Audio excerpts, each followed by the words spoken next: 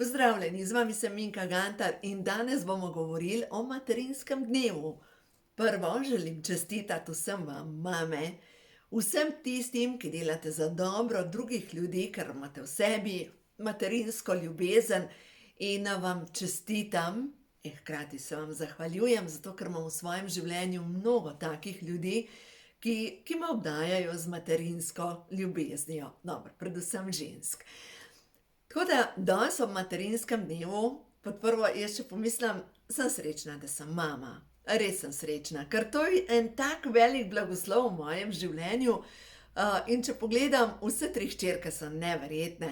In ta srednja hčerka, ko je bila majčkena Pija, takih otrok bi lahko imela 15, brez problema. Ona je bila enostavno srečna.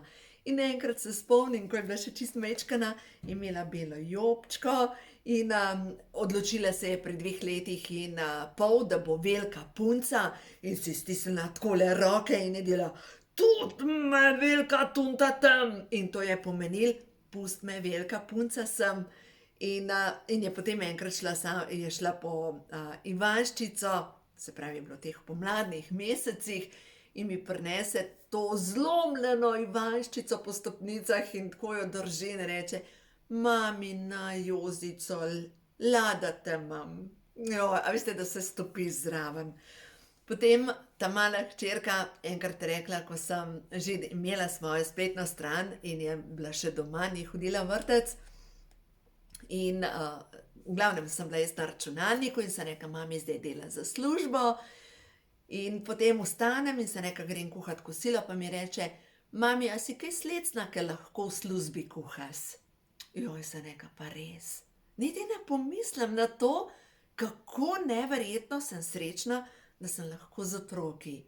In zdaj, če pogledam Saro, ta starejšo, pri 27 letih, ko sem postala prvič mama, to je bil zame tak blagoslov, tako močno sem si želela otroke.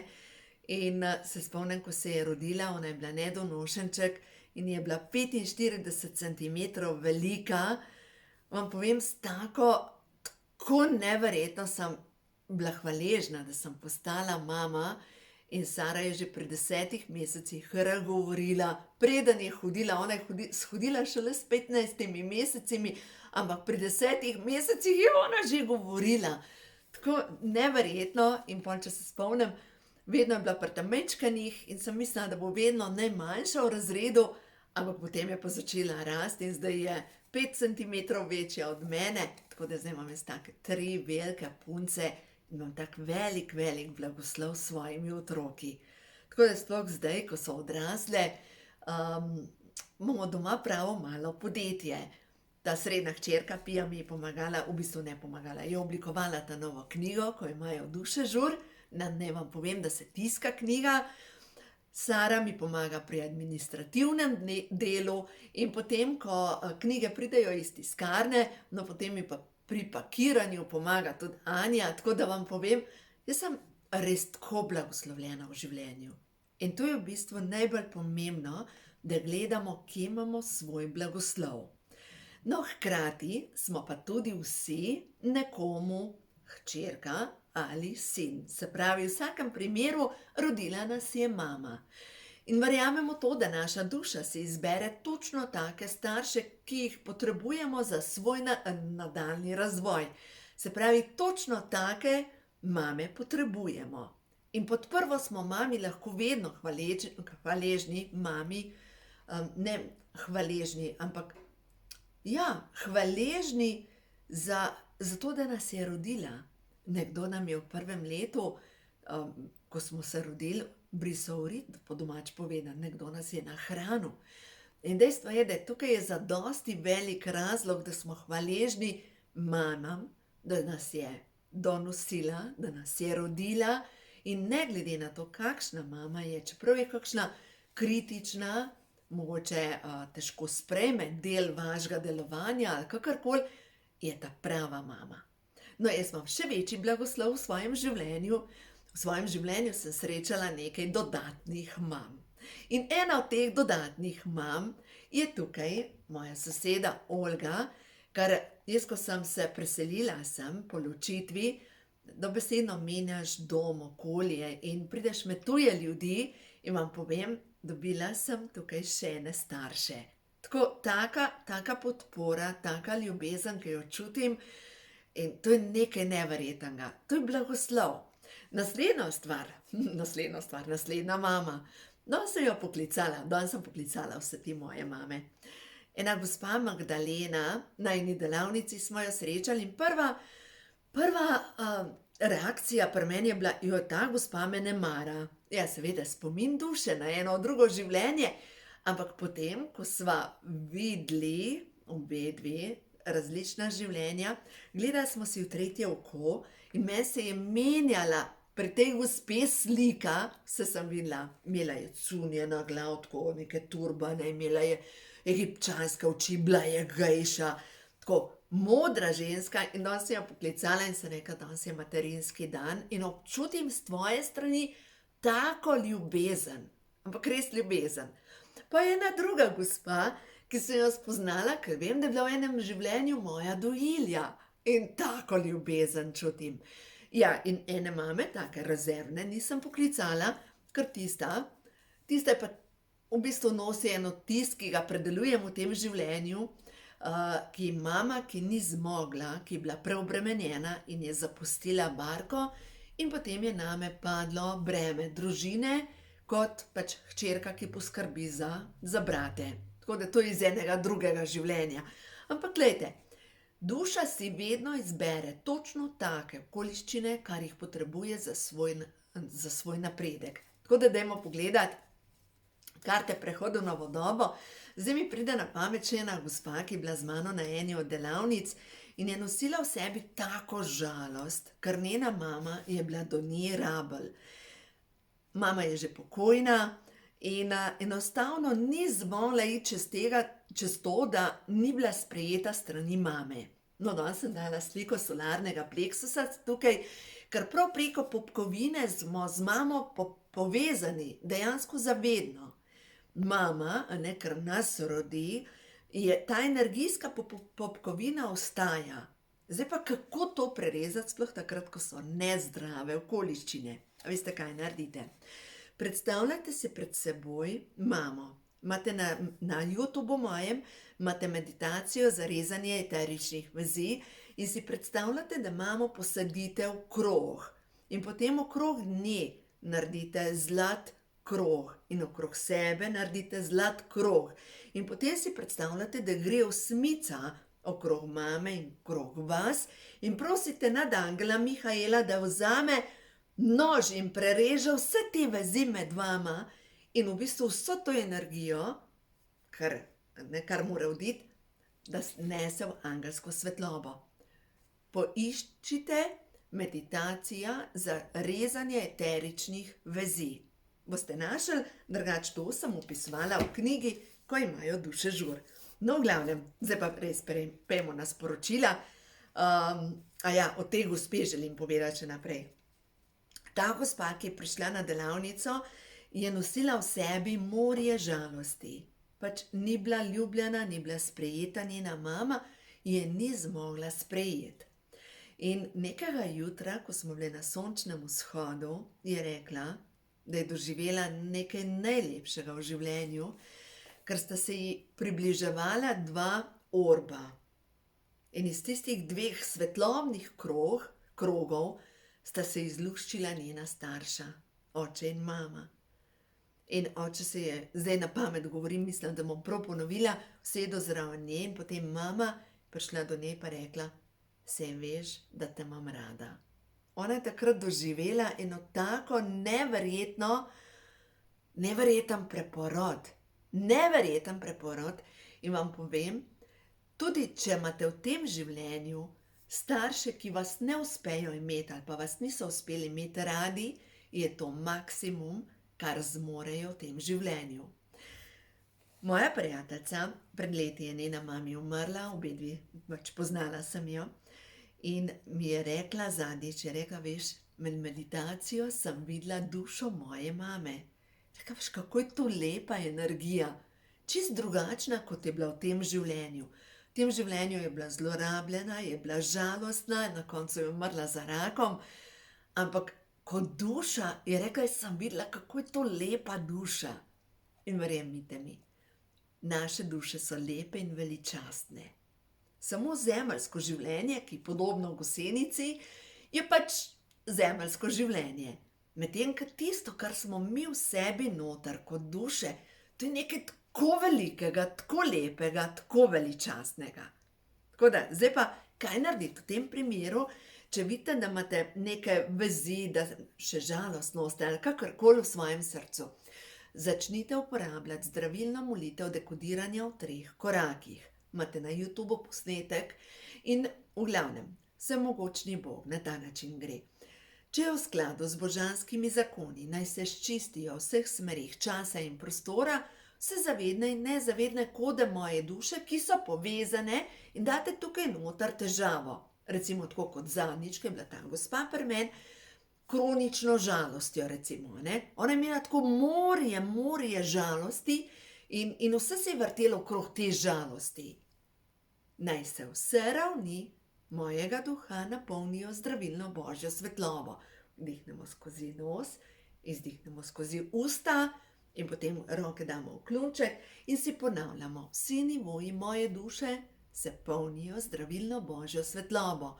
In to parkrat ponovimo na teh različnih centrih in samo sledite tej meditaciji in potem date roke v položaj blagoslova in si sebe predstavljate, kako ste srečni, kako ste veseli, kako ste radostni in kako predvsem odvržete ta ruzak, ki ga nosite s sabo.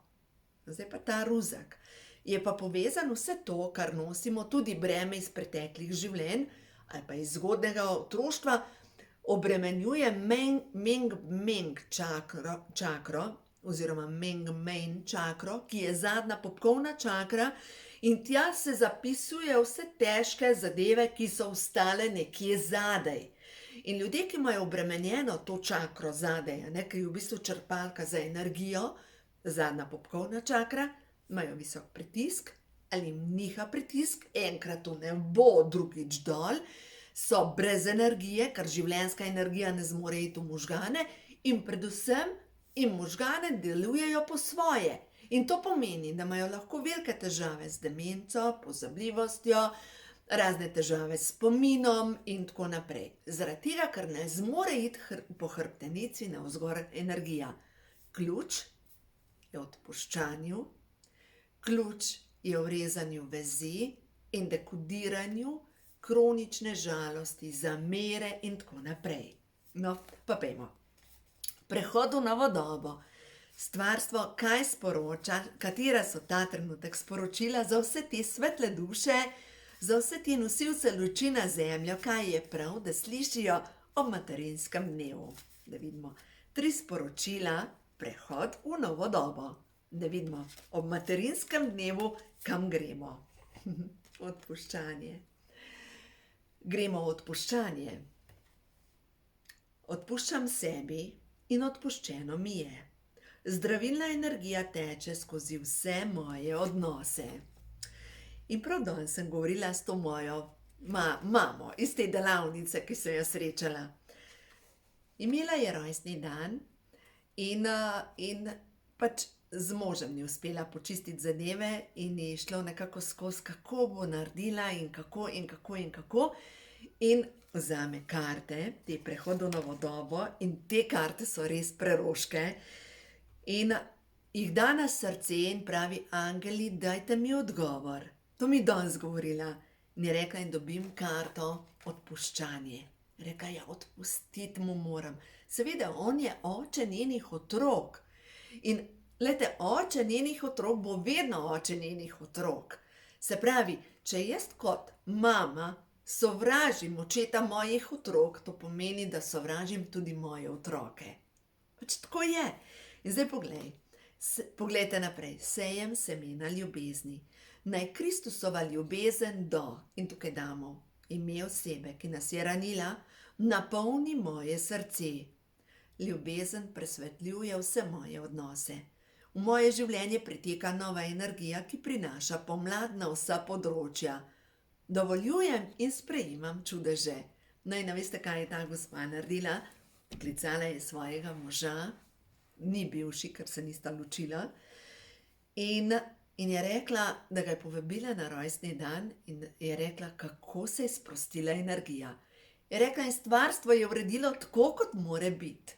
Jaz sem šla čez sebe, jaz sem odpustila, ampak predvsem on ni imel časa in ga pač ne bo na njen rojsten dan. Veste, tako pomembno je, da stopimo čez tiste svoje omejitve. No, naslednje sporočilo je, zaupam Božji hitrosti. Vse se ureja v najvišje dobro vseh. Karta 73, dajmo še to. Stvarstvo pozna pravo hitrost in pravi čas. Vse, kar mora priti v moje življenje, prihaja lahkotno in brez napora. Vse deluje v mojo korist. Vse se ureja v najvišje dobro vseh vpletenih. Ničesar ne more mi siliti, vse je tako, kot mora biti. Stvarstvo pozna vse odgovore. Dovoljujem, da pride v moje življenje to, kar mi je namenjeno. Umirjena sem. Moja nestrpnost samo zavira proces. In prišla je karta 44, sodelovanje. V ljudeh, s katerimi sodelujem in tudi starši, iščem njihove moči, ne pomanjkljivosti. Učim se, kako dajati in kako sprejemati ljubezen. Pozorna sem na to, kdo prihaja v moje življenje in kakšni občutki se mi porajajo. Ljudje so mi poslani kot angeli, ki mi pomagajo. Na tej poti nisem sama. Seveda srečujem tudi ljudi, ki so okuženi s temo. Tudi te prepoznavam in jim dovoljujem, da grejo svojo pot. Tudi ti so mi poslani, da lahko vidim, koliko sem se že naučila. Blagoslavljam jih z ljubeznijo. In prav blagoslov je najbolj pomembna zadeva, ker vse, kar blagoslavljamo, se razrešuje. Vse, kar blagoslavljamo, se postavlja na svoje mesto. No, pojmo zdaj še na Ošotove karte. Stvarstvo za vse nosilce luči, kaj je ta trenutek pomembno ob materinskem dnevu. Da vidimo 3 sporočila. Zdravljenje, notranji glas, dozorelost. Bom šla s te strani. Dozorele so okoliščine. Cikel je sklenjen. Čas je, da v svojem svetu naredimo samo rajski vrt.